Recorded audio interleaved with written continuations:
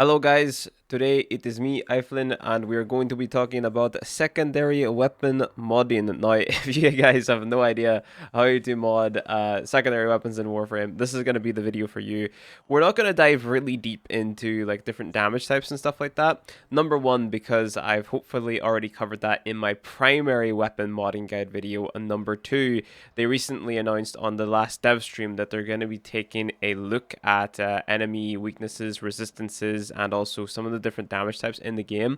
So it's not really worth getting into specifics because DE are like, hey, we're going to change things, and I don't want to be giving you guys like bad advice or anything like that. So we're just going to be talking about sort of general stuff in today's video, like what mods to throw on and how mods are worked and calculated and all that there good stuff. So let's go ahead and take a look at our secondary weapons. So I'm just going to be using the Stiletto Prime as a little example, and let's get right to it. So the total damage of your weapon is comprised of these numbers over here. So you can see we have impact damage, puncture damage, and slash damage. You add the three of these together, and that gives you your total value of damage, and that is in the scenario where an enemy has no weaknesses and no resistances. Every single bullet off my gun would deal 36 damage. What we're looking to do whenever it comes to modding our weapons is find the most efficient ways of increasing our damage. So most mods in Warframe, they take the percentage of the stat that they say they're going to increase. So here on concussion rounds, it's going to take 90% off our impact damage and then add that on top of our impact damage, and that's going to increase our total damage, right? Because we're increasing the impact damage that we're dealing. But this is a very inefficient way of increasing our damage because it only takes from that one stat on our weapon. And while it does increase our damage, you can see the green numbers there, it's just not the most efficient way about going about it. Instead, you want to use mods that say that they just increase damage. So Hornet Strike, for example, if we throw that on, you see that the impact, puncture, and slash numbers, they all turn green because they're all being increased by this Hornet Strike mod. It's only ever worth it to use a physical damage type mod whenever your weapon's total damage is made up of 90% or more of that physical damage type. And on top of that, it's only worth using the physical damage mods where the percentage increase is like a 120% opposed to the 90% that this gives, because the 90% increase just isn't enough to be worth it, because we have mods in the game like elemental damage mods which will take 90% again of our impact, puncture, and slash added together and add that on top. So that would be far more beneficial than running concussion rounds in every single scenario. So a beginner secondary weapon build would look a little bit like this. You would go ahead and you'd throw on Hornet Strike to increase your damage, and then you would pick two elements to make an elemental combo. So let's say we're fighting against armored enemies with a yellow health bar. I know that they are weak to corrosive damage, so what I'm going to do is I'm going to go ahead and type in corrosive here in the search bar, and I can see the mods that I can use to make corrosive. So corrosive is made by combining toxin and electric, so I would throw on pathogen rounds and convulsion next to one another in the modding section, and you'll see here that I've actually got corrosive damage on my weapon now, as well as the physical damage types. Now, something important to note if you're a new player, if you were to throw another element on here, so let's say for example I want to throw on heat. If I throw on at the end, I get corrosive and heat. But if I put heated charge in between pathogen rounds and convulsion, what's going to happen is the toxin is going to combine with the heat to make gas. So it doesn't really matter where you have the mods placed. So for example, I just moved convulsion there, it still makes gas. It's because this modding section has an order. So this is slot number 1, 2, 3, 4, 5, 6, 7, and 8. And basically my electric has to come after my toxin to make corrosive, and my heat has to be at the end, right? So it has to be after the two elements have combined. Then I can put this heated charge mod anywhere that I want, and it's still going to be corrosive and heat. Hopefully that makes sense. So what's cool is we have this Hornet Strike mod, which is just increasing our damage across the board. Then we have these elemental mods, which is taking 90% off our total damage each time and then adding that on top in the form of new elements and stuff like that. And these new elements are basically giving you additional damage bonuses versus certain enemies. So certain enemies are weak to corrosive, certain enemies are weak to fire, certain enemies are going to be resistant to corrosive, and certain enemies are going to be resistant to fire. But just because we have these elemental damage types on, we're dealing more damage, right? So if an enemy is like 50% resistant to corrosive and we have 100 corrosive damage, what's going to happen is your corrosive, or the corrosive part of your weapon, is only going to deal 50 damage instead of 100. But then if they're, let's say, 50% weak to fire and you're dealing 100 fire damage, you're going to then deal 150 fire damage. So if we're approaching this with efficient ways of increasing the amount of damage that we deal, what we want to do now is multiply our damage instead of just add damage, right? Because if you take 2 plus 5 as an example, 2 plus plus 5 is equal to 7, but then 2 times 5 is equal to 10. So we just want to multiply our damage some way, and the easiest way to multiply our damage is to make our gun shoot more bullets. So we're going to use mods that give us Multishot. So if I go ahead and go to the Alt tab, I can see all the mods that I have which give us Multishot. Barrel Diffusion is kind of the go-to pick for pistols, so we go ahead and we throw that on, and you can see that the Multishot stat went up to 2.2, and it actually increased their damage as well. Then on top of that, we can go ahead and we can throw on the Lethal Torrent mod. That gives us even more multi-shot, and it also gives us more fire rate. Additional fire rate means higher DPS, so we throw that on. You can see our damage value went up, multi-shot value went up, fire rate value went up as well. So if you're able to shoot for a build like this is actually going to kill a lot of the sort of normal enemies in the game. So if we go ahead and we spawn in like a level, I don't know, a level 80 enemy or something like that, because that's sort of the highest level enemy you're going to come across in Star Trek content. Go ahead, turn off the Steel Path mode. We just use these pistols here that we've been modding. Oh, these are Eximus. I don't want to kill those guys. Let's just go ahead, turn on the normal ones, and we take a few shots at them. As you can see, what's going to happen is our damage sort of ramps up over time because we're applying those corrosive procs, those heat procs, and then the enemies will eventually die. I also have green shards on my Rhino, which is why you could see that guy's armor got stripped. But, you know, we deal a decent amount of damage with just that very basic loadout on our Axtilettos. So again, we can amplify this even more. We can go ahead and we can throw on critical chance and critical damage for an even bigger multiplier. So what we're going to do is we're going to go ahead and type in crit in the bottom left, and we're going to look for the Pistol Gambit mod, and you're going to go ahead and throw on the regular version here and the Target Cracker mod. That's going to increase your critical chance and your critical damage, and it's going to amplify our damage by even more. So let's go ahead, shoot at these heavy gunners again. As you can see, we're dealing a lot of damage that way. Hornet Strike to increase the damage, Barrel Diffusion for multi-shot, same with Lethal Torrent for multi-shot to increase their damage as well, Pistol Gambit and Target Cracker for more crit chance and crit damage, and then these elemental mods to just have more damage types to deal more damage to enemies. It's pretty simple. You can find other elemental mods in the game, which we call 60-60 mods. So they give you 60% bonus elemental damage and 60% status chance. So every single damage type in the game has a status effect. If you hover over your status chance value on the left-hand side here, you can see the percentage chance for a certain status effect to be applied based on what you've got on your gun. So you can see we have a 14.6% chance to apply corrosive damage to the enemies that we're shooting at. We can increase this by throwing on the status chance mod. So if I go ahead and I throw on Jolt over Convulsion here, it decreases the amount of total damage that we deal, but we're going to be applying our status effects far more often. And this is basically an additional way to deal more damage, because these status effects can do things like remove the enemy's armor or make them bleed or burn, something along those lines. The rule of thumb is if you're running a weapon that doesn't have a high critical chance, so for example, the weapon's critical chance is like 5% or something, remember the Pistol Gambit mod is going to take 120% off 5%, so you need to have a high base value for modding for crit chance to be worth it. In that scenario where your critical chance sucks, you want to go ahead and mod for status, so then you can deal additional damage through the enemy's armor being reduced or viral procs being applied, something along those lines. I'm just going to go ahead and throw on the Pistol Pestilence mod over Pathogen Rounds and the Scorch mod over Heated Charge, so then we have an 84% status chance, and you can see we have a 36% chance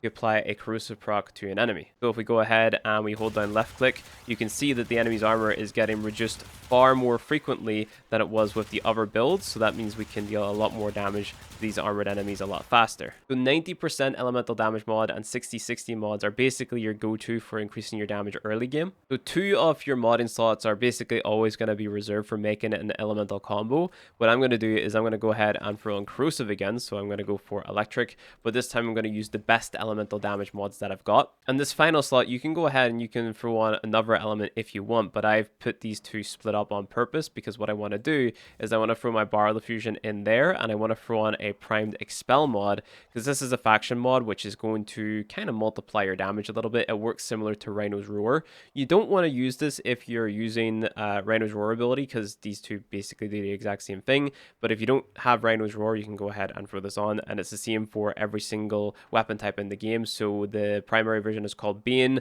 and the melee version is called Smite. They basically work like a Rhino's Roar buff. And you'll see whenever we start to hold left click, we deal a lot bigger numbers and we kill a lot quicker just because we have those 90% or 165% elemental damage mods on. And we also have those faction mods on as well. So basically what I'm saying is 2 of your modding slots are reserved for elements. 1 is reserved for damage, 1 or 2 is reserved for multi-shot, and then 1 or 2 is reserved for your crit chance and crit damage. And that is beginner oriented builds. As you progress through the game, you're going to gain access to Galvanized Mods from the vendor in the Arbiters of Hexus room in a relay. So if you go and you talk to him, you can play a game mode called Arbitrations. You're going to get Vitus Essence. You can trade that Vitus Essence for Galvanized Mods. I've showed the specific vendor in the primary weapon modding guide video, so you can go ahead and check that out. But basically, this Galvanized Diffusion mod is Barrel Diffusion, but better, but it has the condition that you have to be getting kills for you to get the maximum amount of effectiveness out of the mod. So you can see whenever I equip it, it actually reduces my damage, but the damage that we deal over time is going to be a lot greater because as we get kills, this is going to get more effective. These Galvanized mods are going to eventually allow you to play Steel Path, and in the Steel Path, you're going to be killing enemies and getting access to Arcanes. Now, you can get many different Arcanes for different types of weapons in the game, so primary Arcanes, secondary Arcanes, stuff like that. What we're going to be using today is secondary Merciless, and basically what this does is whenever we get a kill, we get more damage, and this is actually going to replace Hornet Strike on our build. So we go ahead and we equip that. We can take off Hornet Strike. Now the reason that we do that is because the damage that this gives and the damage that Hornet Strike gives is pretty much the exact same, and you don't want to be investing too much into a similar type of damage, if that makes sense, because you get diminishing returns. So we can use this to replace it, and now we can add an additional, like, I don't know, multiplier or multiplicative damage source to get more damage out of our weapon. So if we wanted to stay on the path of adding more crit chance to our gun, we could go ahead and we could throw on Galvanized Crosshairs, and this reads on headshot, we get 120% critical chance when aiming for 12 seconds, but then on headshot kill, 40% crit chance when aiming for 12 seconds stacks up to 5 times. So we're going to go ahead and throw this on. And what I'm also going to do is I'm going to upgrade my Pistol Gambit and Target Cracker to the prime version, so like this and like this. And again, we have this flexible slot here. What I'm going to do is I'm going to move Lethal Torrent to that slot, and I'm going to throw on this Prime Beam mod again as well. Now my damage is going to take a little bit to ramp up because I have to be getting the kills, but as I get the kills and I get the headshots, what you'll notice is my damage just gets higher and higher and higher, and we start to basically just shred through enemies because we have extra crit, we have extra damage, all that there good stuff. And yeah, we just have the right damage types on and stuff like that, and all the enemies are dead. So a build kind of like this is going to allow you to do Steel Path content. Now don't get me wrong, it's not 110% optimal. You can definitely optimize this type of build further. It's just an example so you can sort of easily follow along and kind of have a general idea of how you would go about modding a secondary weapon for crit chance. If you watch the primary weapon video, you'll be familiar with primary Deadhead. Well, we also have secondary Deadhead, so whenever you get a headshot kill, you get extra damage, which stacks up to 3 times. You also get an additional headshot multiplier, so because this is a crit weapon, we want to be aiming for headshots anyway, so it might be more worth it to run secondary Deadhead over secondary Merciless. So if we go ahead, we spawn these enemies in again, and I aim for the head, you'll see that our damage kind of sucks to begin with, but as we get kills, our damage just goes up and up and up, and now we're taking it like only 2 shots to kill an enemy. It's kind of crazy. Then you also have secondary Dexterity. Now you want to use this if you are mainly meleeing, because meleeing is quite strong. This just allows you to melee and also shoot. So, you know, we were running the secondary Merciless and secondary Deadhead. That requires us to use our actual gun to get that damage bonus. Well, if you prefer to use melee and use your gun as a way to complement your melee playstyle, well then secondary Dexterity is actually going to buff up your melee by giving you more combo duration, but then also give you that additional damage to your weapon as well. We have this new Arcane called Cascadia Flare, and what this does is whenever you apply a heat status effect, you get additional damage as well. So it stacks up to 480% additional damage, so it's quite good. And again, it's just a replacement for Hornet Strike if you happen to be running heat. So if you want to run heat because the enemies that you're playing against are weak to heat damage, go ahead, throw this here on, and it's going to give you a ton of damage. We've got secondary Outburst. So again, if you're a big fan of melee, what you can do is you can use your melee to build up combo, and then swap to your secondary weapon. Is going to consume all of your combo, and then you're going to deal additional damage with your secondary weapon. So it reads, on swapping the secondary weapon, consume all combo multipliers to increase secondary weapon crit critical chance and critical damage by 20% per combo consumed for 30 seconds. So it's only really going to be useful whenever you're using a secondary weapon where you want to build for crit. Next up, we have secondary Encumber. Now, this is a useful arcane if you're using a primer like the Compressor, for example, because primers are used to take advantage of the likes of Condition Overload, which is a melee mod.